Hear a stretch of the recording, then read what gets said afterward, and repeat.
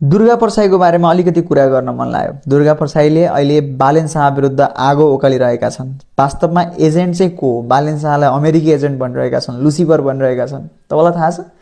दुर्गा प्रसाई त्यही व्यक्ति हुन् जसले नेपाललाई भारतको एउटा स्टेट बनाऊ, नरेन्द्र मोदीलाई प्रधानमन्त्री मानौ, 50,000 मा बाइक किन्न पाइन्छ, मेरा दाजुभाइहरू खुसी हुन्छन्, हामी दिल्ली र मुम्बई जस्ताको पनि भइन्छ, आफै यो सानो कुरा थियो। अहिले पनि भनिरहेछन् तराईबाट 1 नम्बर प्रदेश टुक्रिँदैछ, यो गर्नुपर्छ त्यो गर्नुपर्छ।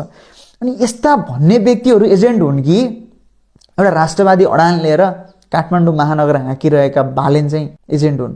आज तपाईँ र मैले बुझ्न जरुरी छ। दुर्गा प्रसाई यति धेरै अराजक किन भइरहेका छन् अहिले? उनीहरू राजतन्त्रको वकालत गर्छन्, कहिले इन्डियाबाट मान्छे भाडामा ल्याउँछन्, कहिले के गर्छन्, वहीँ गएर लुकेर बस्न खोज्छन्, हैन? अनि यस्ता मान्छेहरूको पछि हामी किन लागिरहेका छौँ? मिडियाहरूले, विशेष गरी आजको दिनमा मिडियाहरूले दुर्गा प्रसाईलाई यति धेरै बाल किन दिइरहेछ? यो अचम्मको कुरा छैन? जसले देशद्रोही कुरा गरिरहेछ, देशलाई खण्डित बनाउने कुरा गरिरहेछ, देशलाई टुक्राउने कुरा गरिरहेछ, त्यस्तो मान्छेलाई मिडियाले यति धेरै स्पेस दिनुपर्ने कारण के हो? यो बुझिन सक्नु छैन?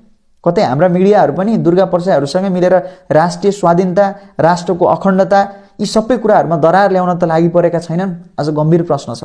त्यसैले बालेन शाहहरूबाट देशको लागि असुरक्षा छैन साथीहरू। हामीले यहाँनिर बुझ्नुपर्छ।